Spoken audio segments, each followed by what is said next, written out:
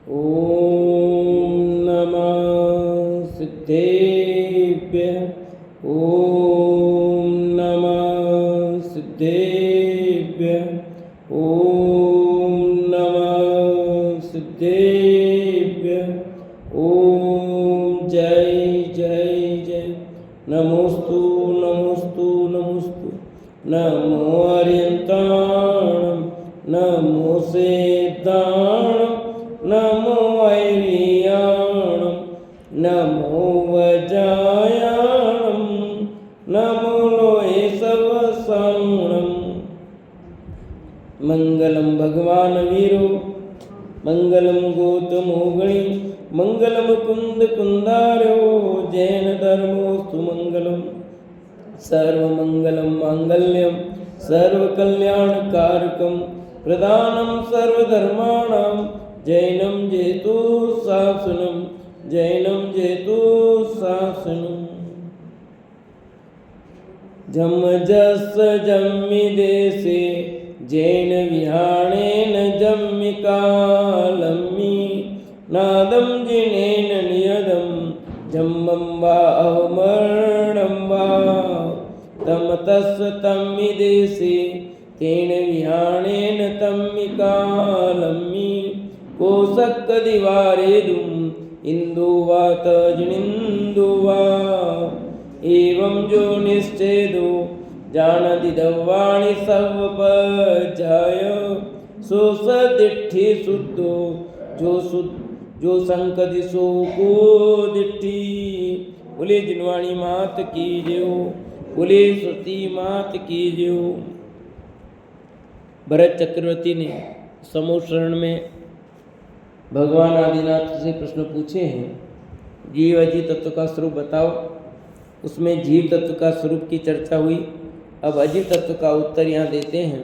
क्या उत्तर आया है अपन पढ़ते हैं। अजीव तत्व धर्म अधर्म आकाश और पुद्गल तथा काल ये 5 द्रव्य अजीव तत्व हैं। कुल 6 द्रव्य हैं के 7 6 द्रव्य हैं 7 है 7 तत्व हैं। अच्छा द्रव्य 6 ही है। तो जीव तत्व में चला गया। बाकी 5 बचे वो सब अजीव तत्व में। धर्म अधर्म आकाश काल और पुद्गल। जो जीव और पुद्गलों के गमन में सहायक कारण हो उसे धर्म द्रव्य कहते हैं। जो उन्हीं के स्थित होने में सहकारी कारण हो उसे अधर्म द्रव्य कहते हैं। ये परिभाषाएं आ रही है। धर्म द्रव्य किसे कहते हैं अधर्म द्रव्य किसे कहते हैं सबको परिभाषाएं याद होगी। ठीक है। जीव और पुद्गल को ठहराने में कौन निमित्त होता है? कौन सा द्रव्य है? अधर्म द्रव्य। और चलाने में काल द्रव्य को चलाने में कौन सा द्रव्य निमित्त होता है? लता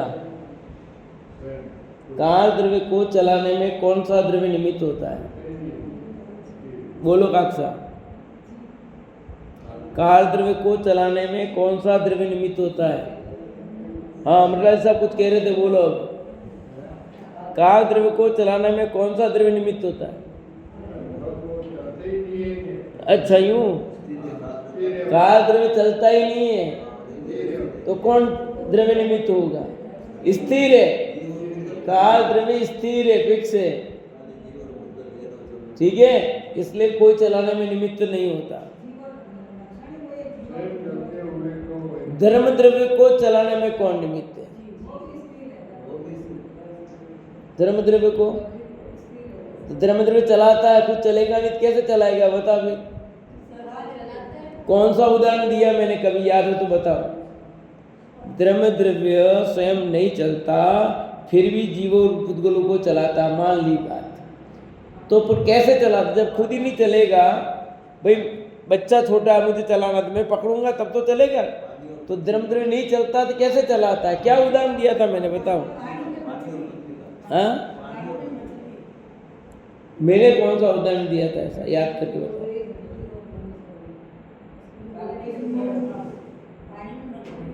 पानी निमित्त है मछली को। तो अपने तो बात दूसरा एक उदाहरण दिया था मैंने, रेल लाइट का, याद हो तो,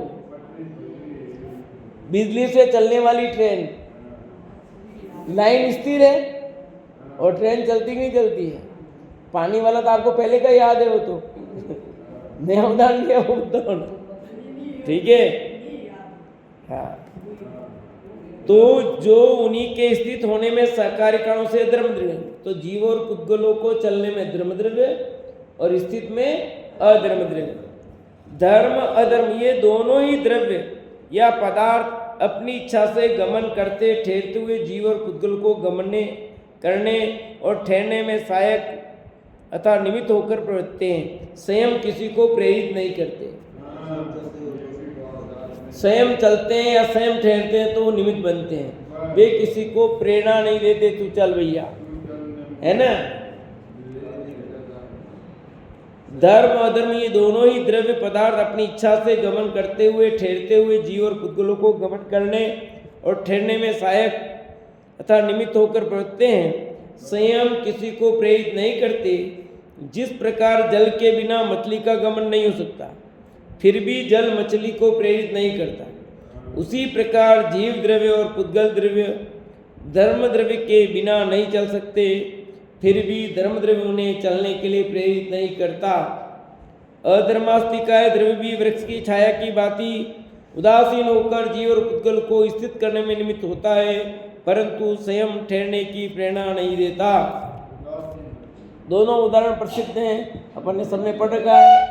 जैसे मछली स्वयं गमन करती है, पानी उसमें निमित्त होता है, पानी के बिना मछली चल नहीं सकती, ये बात सत्य है, पर पानी मछली को चलाता हो ऐसा नहीं है।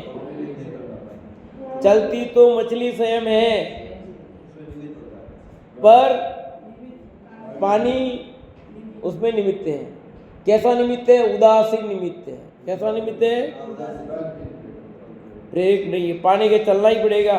पानी भी उसमें है और मछली भी है, दोनों एक जगह है, दोनों एक साथ स्थिर रह सकते हैं। पानी मछली के चलने पर पानी को चलने की जरूरत नहीं है, पानी अपनी जगह स्थिर है और मछली। वृक्ष की छाया पथिक को ठहराने में निमित्त है, पर वृक्ष की छाया कहती नहीं कि तुम ठहरो, पथिक स्वयं ठहरता है, छाया कुछ नहीं करती।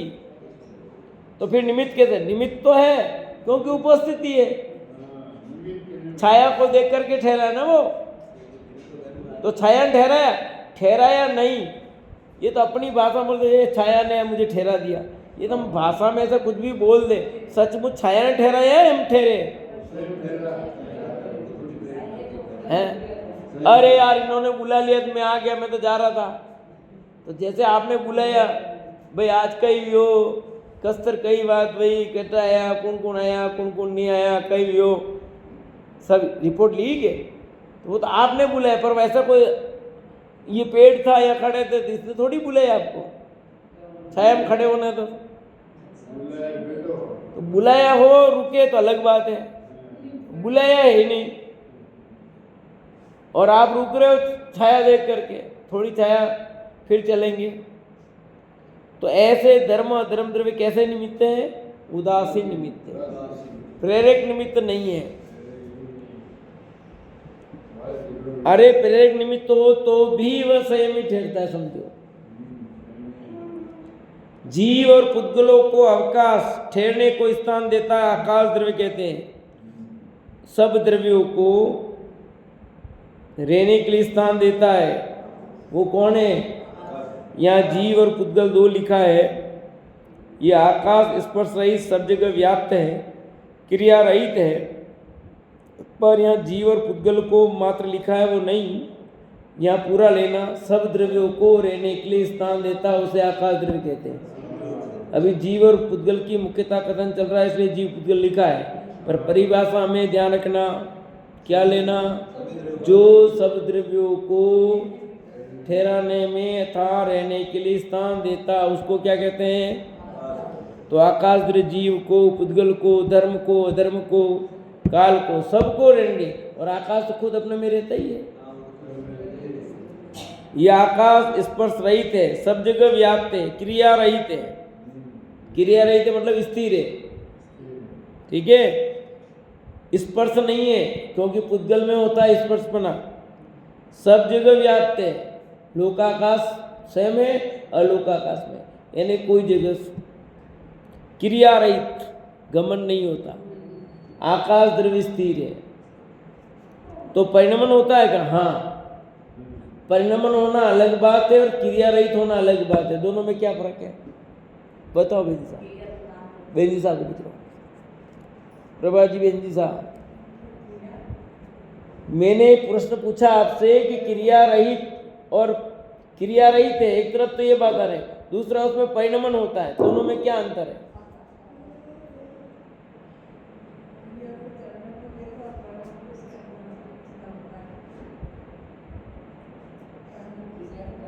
बोलो अमरलाल साहब। तो उसमें हो रहा है, हर समय हो रहा है, बदल रहा है, तो और क्रिया तो कार्य करने में निमित्त बनता है, आना जाना होता है। क्रिया रहित है मतलब गमन रहित है अर्थ, क्रिया रहित का अर्थ है गमन रहित है। और परिणमन तो सब द्रव्यों में होता है। परिणमन मतलब एक स्थान से दूसरे स्थान गमन करना नहीं होता है, ठीक है। परिणमन का मतलब भले उसी रूप हो रहा हो, वैसा का वैसा ही होता है, पर परिणमन यानी उत्पाद व द्रव्यपना, उत्पाद व वो परिणमन की बात है, ठीक है। और क्रिया रहित का मतलब गमन, एक स्थान से दूसरे स्थान नहीं होता। जीव और पुद्गल दो में ही क्रियावती शक्ति है। किसमें? जीव और पुद्गल में। बाकी द्रव्य में क्रियावती नाम की शक्ति नहीं है। अब तो क्लियर हो गया। ये आपने हाँ, जिसका वर्तना लक्षण है उसे काल द्रव्य कहते हैं। ये सब समझने की बातें हैं, मूल बातें तो यही समझने की है, बाकी कहानी तो ठीक है। जिसका वर्तना लक्षण है उसे काल द्रव्य कहते हैं। वर्तना मतलब परिणमन, जो भी बात की थी मैंने, वह वर्तना काल तथा काल से भिन्न जीवादि पदार्थों के आश्रय से रहती है। सब पदार्थों का जो अपने अपने गुण पर्याय परिणमन करती है उसमें निमित्त कारण होती है, यानी काल द्रव्य सब द्रव्यों के परिणमन में निमित्त होता है। परिणमन में निमित्त होता है वो।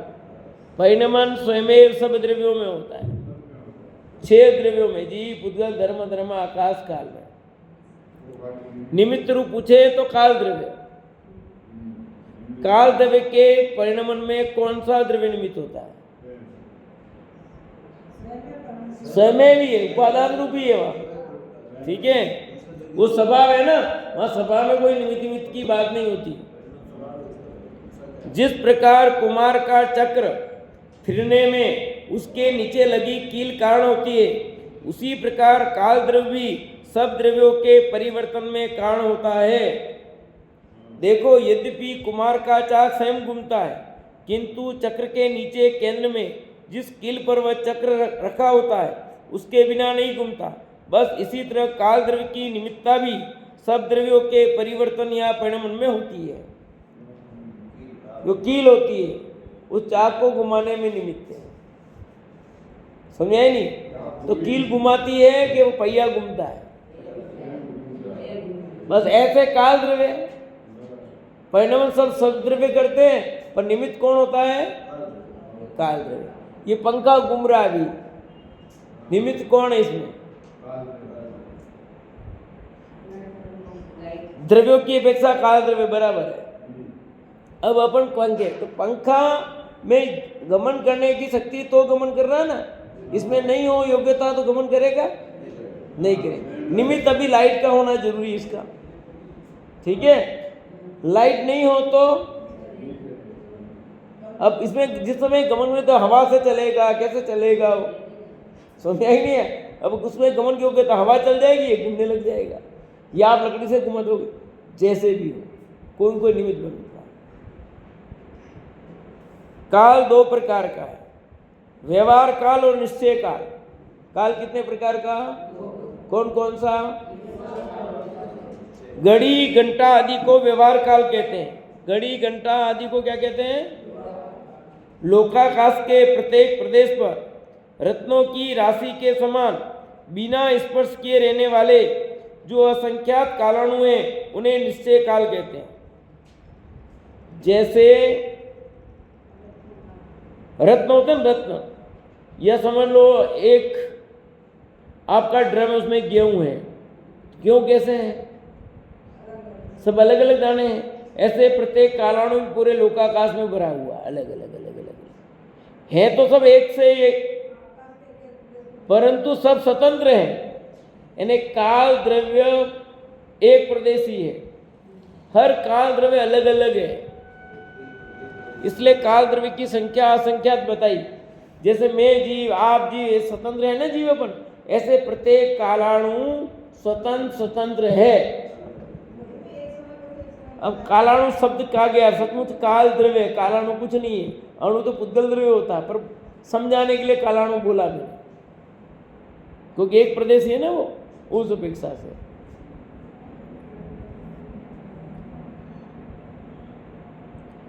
व्यवहार काल से निश्चय काल का निर्णय निश्चय होता है।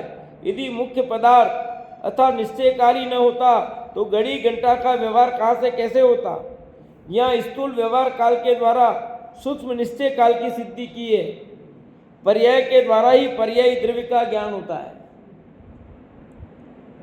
परस्पर के प्रदेशों के नहीं मिलने से काल द्रव्य अकाय, अप्रदेशी या एक प्रदेशी कहलाता है। अब यह थोड़ा समझना है। परस्पर में प्रदेशों के नहीं मिलने से काल द्रव्य अकाय, अप्रदेशी या एक प्रदेशी कहलाता है।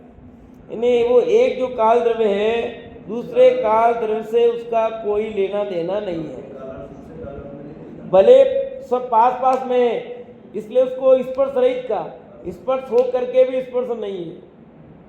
यानी एक काल द्रव्य के बीच में दूसरे काल द्रव्य के बीच में गैप नहीं है, एक जरा भी गैप नहीं है, तो फिर आप स्पर्श रहित क्यों कहते हो? अकाय क्यों कहते हो? अकाय इसलिए कहते हैं कि एक प्रदेशी है, जिसमें ज्यादा प्रदेश, ये शरीर है ना तो असंख्यात प्रदेशी है शरीर, इसलिए इसको काय कहते हैं। पर ये तो काय जो काल द्रव्य है उसमें एक ही प्रदेश है, दूसरा प्रदेश ही नहीं है, तो काय कहां से होगा? अकाय यानी प्रदेश, एक प्रदेश के अलावा दूसरा प्रदेश नहीं होना। तो क्या एक प्रदेश में अनंत गुण है क्या? हाँ, प्रत्येक काल द्रव्य अनंत गुणी है, चाहे वो एक प्रदेशी हो। और काल द्रव्य नहीं, प्योर शुद्ध पुद्गल द्रव्य भी एक प्रदेशी है। क्या कहा लता बोल? हाँ, शुद्ध पुद्गल द्रव्य भी एक प्रदेशी है, उसमें भी अनंत गुण है, पर हमें दिखाई नहीं देता। हम तो अनेक प्रदेश से युक्त वाला पुद्गल द्रव्य स्कंदी देखते हैं, प्योर पुद्गल परमाणु तो देखते ही नहीं है। तात्पर्य ये कि जिसमें बहुप्रदेश हो उसे अस्थिकाय कहते हैं, तो बहुप्रदेशी उसे अस्थिकाय कहते हैं। काल को छोड़कर सभी द्रव्य बहुप्रदेशी होने से अस्थिकाय हैं। यानी जीव, पुद्गल, धर्म, धर्म, आकाश, ये पांचों द्रव्य कैसे हैं? अस्थिकाय, क्यों? बहुप्रदेशी हैं। तो अभी तो आपने कहा था पुद्गल द्रव्य, पर वो स्कंद रूप होता ना, ऐसी व्यवस्था काल द्रव्य में नहीं है। जैसी पुद्गल में है ना स्कंद रूप होने की योग्यता, ऐसी व्यवस्था काल द्रव्य में नहीं है। कुछ समझ में आया? नहीं आया?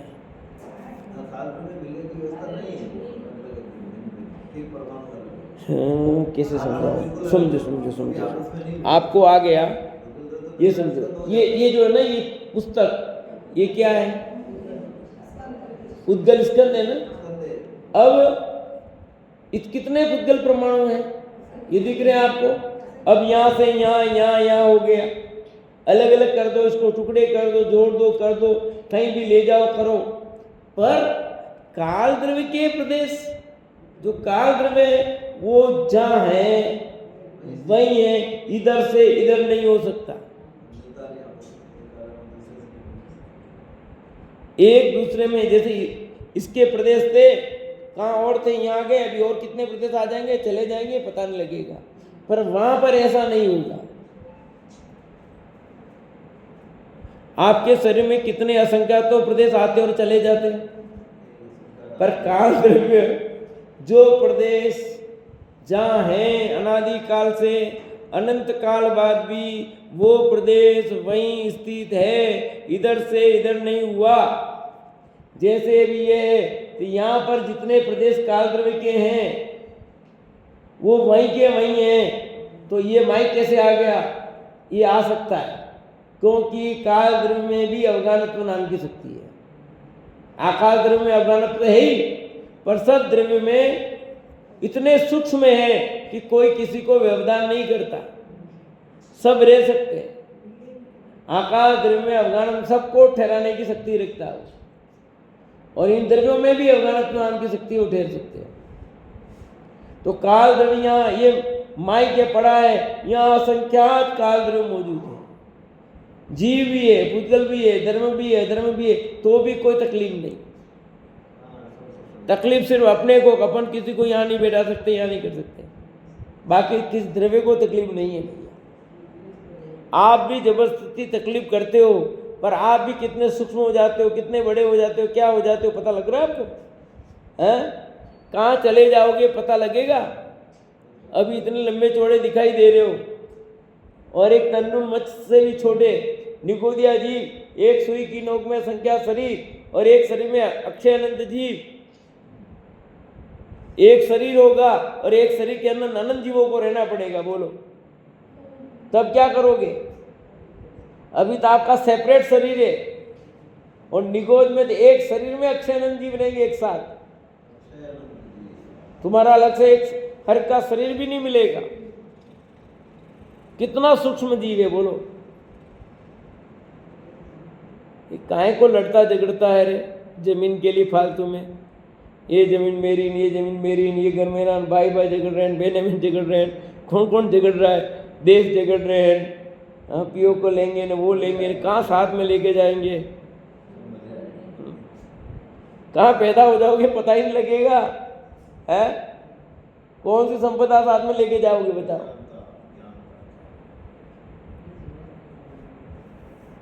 काल को छोड़कर शेष द्रव्यों के प्रदेश एक दूसरे से मिले रहते हैं। इसी कारण वे अस्तिकाएं हैं। इसमें मात्र पुद्गल मूर्तिक है, शेष 5 द्रव्य अमूर्तिक है। मूर्तिक कौन है? पुद्गल द्रव्य, बाकी अमूर्तिक हैं। एक जीव चेतन है, शेष 5 द्रव्य अचेतन है। देखो चेतन में जीव, अचेतन में 5, मूर्तिक 1, अमूर्तिक 5, अस्तिकाएं 1 और नास्तिकाएं, अस्तिकाएं 5 और अस्तिकाएं नहीं 1, पर सब में अलग अलग है। वापस सब एक ही नहीं है, अलग अलग है। 5 इंद्रियों में से किसी भी इंद्रिय के द्वारा जिसका स्पष्ट ज्ञान हो उसे मूर्ति कहते हैं। मूर्ति किसे कहते हैं? कि 5 इंद्रियों में से किसी भी इंद्रिय के द्वारा जिसका स्पष्ट ज्ञान हो उसे मूर्ति कहते हैं। जिसमें स्पर्श रस गंध वर्ण पाए जाए वे पुद्गल है। यानी मूर्ति कौन है? जिसमें स्पर्श रस गंध वर्ण पाए जाए वो पुद्गल। पूर्ण गलन स्वभाव होने से पुद्गल नाम सार्थक है। पूर्ण अर्थात मिलना, गलन अर्थात बिछुड़ना। पुद्गल द्रव्य में मिलना बिछुड़ना ये दोनों अवस्थाएं होती रहती है, इसलिए उसका नाम पुद्गल नाम सार्थक है। पुद्गल पूरे और गले मिले। आपके सोने में है ये शक्ति है कि नहीं है? नहीं है तो सोना क्या पुद्गल नहीं है? यदि वो सोना आपके पूर्ण गलन नहीं होता तो आप क्या करते? धंधा आप फिर रकम बना बना के कैसे बेचते थे? उसमें ऐसी शक्ति है तभी आप सब डिजाइन बना के रख लेते हो। डली लाए, डली से 50 डिजाइन क्यों बनाई? वो पुद्गल है इसलिए, नहीं तो नहीं काम करता आपका। चांदी पुद्गल है, तांबा पित्तल सब पुद्गल है। उसमें पूर्ण गलन की शक्ति है, इसलिए तो आप गढ़ सकते हो, बना सकते हो। ये लकड़ी पुद्गल है, तभी आप डिजाइन बना पा रहे हो। नहीं डिजाइन क्या बना पाओगे? पुद्गल से आप 50 डिजाइन बना रहे हो, क्यों बन सकती है? क्योंकि उसमें पूर्णगुलन शक्ति है, इसलिए। यदि पूर्णगुलन शक्ति नहीं हो तो नहीं बना सकते। धर्मद्रव्य की डिजाइन बना सकते हो, अधर्मद्रव्य की डिजाइन बना सकते हो, आकाश की, काल की नहीं बना सकते। सिर्फ पुद्गल में ही ये शक्ति है, जीव में भी नहीं है। ठीक है, पुद्गल का ही सब खेल है, जीव का यह सब पुद्गल को खेल। या में नाई हमारो मेल, मेरो मेल।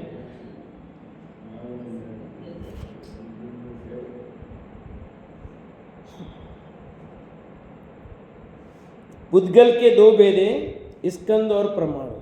पुद्गल के कितने भेद हैं? कौन कौन से? अणुओं के समुदाय को स्कंद कहते हैं।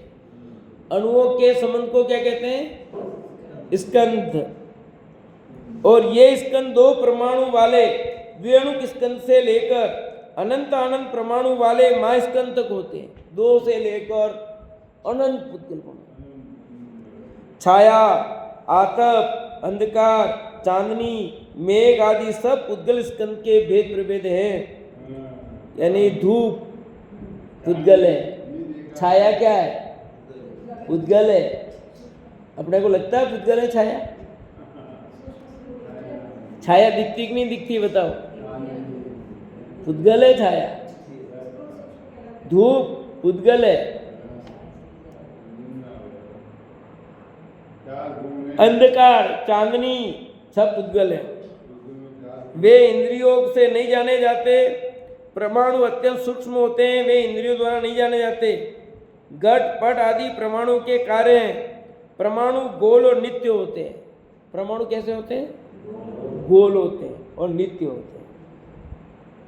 चौकोर नहीं होते परमाणु, गोल होते हैं। पर्यायों की अपेक्षा अनित्य भी होते हैं। कौन? द्रव्य की अपेक्षा अनित्य और पर्याय की अपेक्षा अनित्य।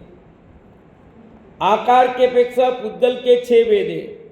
आकार की अपेक्षा पुद्गल के कितने भेद हैं? कौन कौन से हैं? सूक्ष्म सूक्ष्म, सूक्ष्म सूक्ष्म स्थूल, स्थूल सूक्ष्म, स्थूल स्थूल स्थूल। ये 6 चीज समझने जैसी है। काम की भी है, मजेदार भी है। समझोगे तो सब समझ में आएगा, कठिन नहीं, बिल्कुल इजी है। 6 भेद। पुद्गल एक तो सूक्ष्म सूक्ष्म होता है, एक होता सूक्ष्म, एक होता सूक्ष्म स्थूल, एक होता स्थूल सूक्ष्म, एक स्थूल और स्थूल स्थूल। 2 शब्द हैं, 2 शब्द से 6 शब्द बन गए। आया सब पकड़ में? आगे नहीं आ गया? सूक्ष्म सूक्ष्म, सूक्ष्म सूक्ष्म स्थूल, स्थूल सूक्ष्म, स्थूल और स्थूल स्थूल। हो गया सरल? अब इनको क्या क्या है? स्कंद से पृथक रहने वाला परमाणु सूक्ष्म सूक्ष्म है, यानी प्योर पुद्गल द्रव्य, वो सूक्ष्म सूक्ष्म है जो आप इंद्रियों के द्वारा पकड़ में आता नहीं, केवली भगवान ही उसे देखते हैं। कर्मों के ईंधन सूक्ष्म है। अब हमारे यहाँ कर्म है, सब बंधे हुए ना कर्मों से, पर आपको दिखाई दे रहे कर्म, इसलिए सूक्ष्म है। कर्म है परंतु दिखाई नहीं दे रहे अपने को, सूक्ष्म है। यद्यपि कर्मों का समूह है, स्कंद है वो, फिर भी दिखाई नहीं दे रहे ना, इसलिए वो सूक्ष्म हुए। शब्द, स्पर्श, रस, गंध सूक्ष्म स्थूल है। मैं बोल रहा हूं शब्द, सुनाई तो दे रहा है पर दिखाई नहीं दे रहे। सुनाई तो दे रहे, दिखाई नहीं। क्या सुगंध आई, बरसात हुई ना भी, छिटे गिरे, अच्छी अच्छी गंध आई थी, क्या मीठी सुगंध आई थी। तो सुगंध आई, दिखी आपको, पर नाक में जाना नहीं जाना। मालपुआ बन रहा है, मालपुए बन रहे हैं, जान तो लिया, पर वो मालपुए की गंध दिखी आपको?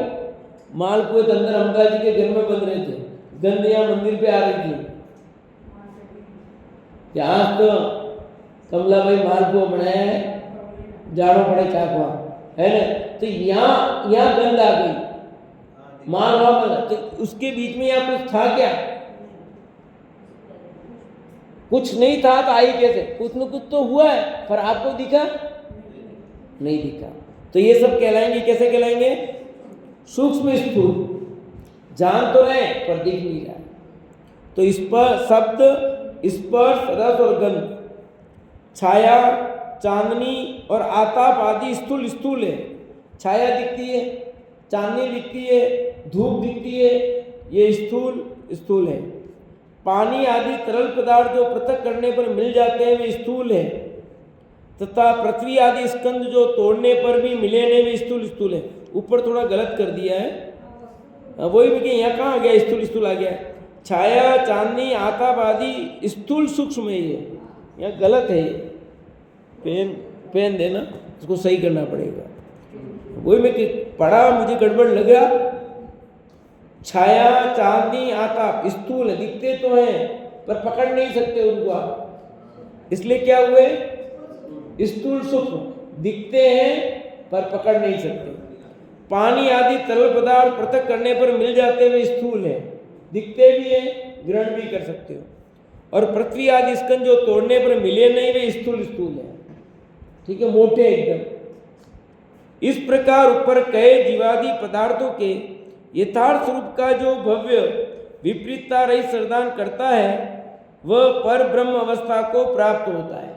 ठीक है, एक तो यहाँ पर भी मिस्टेक है, वहाँ पर भी मिस्टेक है। इसमें भगवान ऋषभदेव से तत्वों का स्वरूप सुनकर भक्ति से भरे हुए भरत परम आनंद को प्राप्त हुए।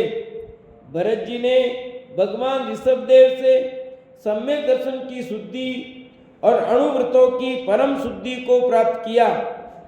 भरत जी ने भगवान ऋषभदेव की आराधना कर व्रत और शील धारण कर लिए। किसने?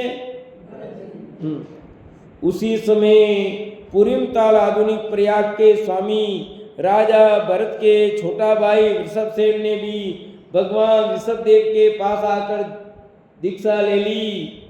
ऋषभसेन पुण्यवान, विद्वान, धीर, वीर, स्वाभिमानी, बुद्धिमान और जितेंद्र थे। उन्होंने समस्तरण में मानस्तंभ के दर्शन करने मात्र से वैराग्य हो गया था। वे भगवान ऋषभदेव के प्रथम गंधर्व बने और ऋषभदेव के अन्य पुत्र भी गंधर्व बने। आहार दान देने वाले राजा सोमप्रभ एवं राजा श्राव अन्य राजा भी दीक्षा धारण करके भगवान ऋषभदेव के गंधर्व हुए। कितने गंधर्व थे ऋषभदेव के बताओ? 84। भरत के भाई अनंतवीर ने भी दीक्षा ले ली। यह ज्ञातव्य कि इस युग के अनंतवीर ने सबसे पहले मोक्ष प्राप्त किया था।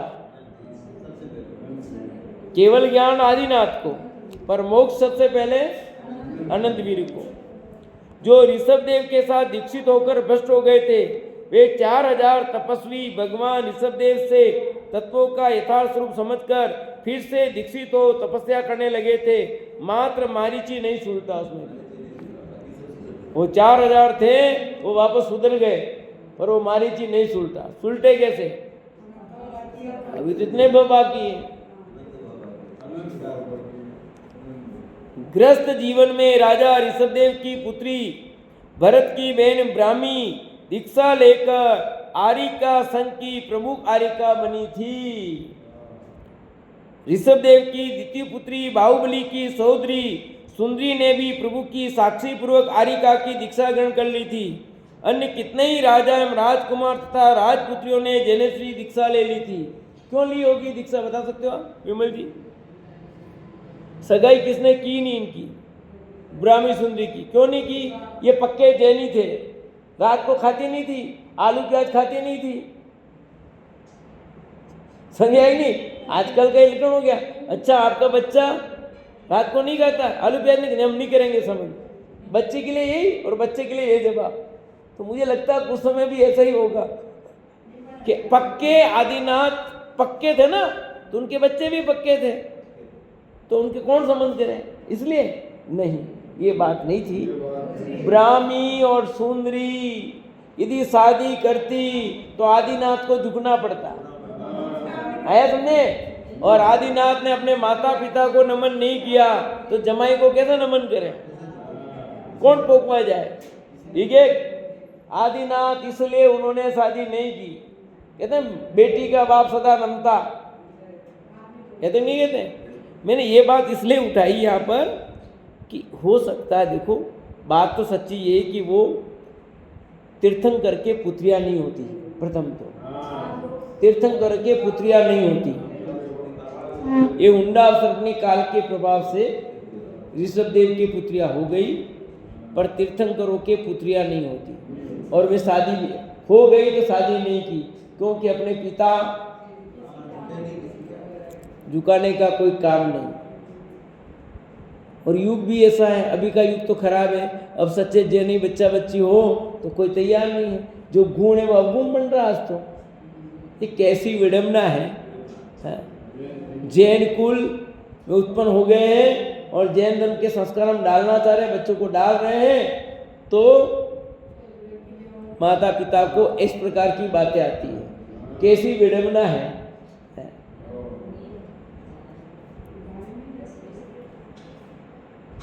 अन्य कितने ही राजा, राजकुमार तथा राजपुत्रियों ने जैनश्री दीक्षा ले ली थी, फिर क्या हुआ इसकी चर्चा अपन आगे करेंगे।